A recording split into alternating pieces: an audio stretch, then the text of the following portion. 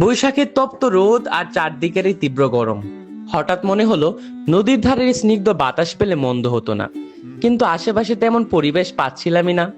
তাই বাড়ির থেকে একটু দূরে পাখন্দিয়া উপজেলার ভেতরে এক শান্ত জায়গার সন্ধান পেতেই বেরিয়ে পড়লাম। দিনটা ছিল বেশ রোদেলা।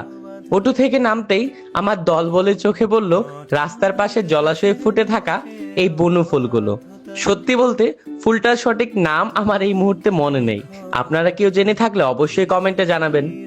মেয়েদের চোখে একবার ফুল পড়া মানে তো সেটা তাদের চাই চাই, সে যে ফুলই হোক না কেন। কি আর করা, সাহেব বাবু সেজেই একটু হাঁটু সমান পানিতে নেমে ফুলগুলো আনতে হলো। অবশেষে পৌঁছালাম আমাদের কাঙ্ক্ষিত সেই জায়গায়।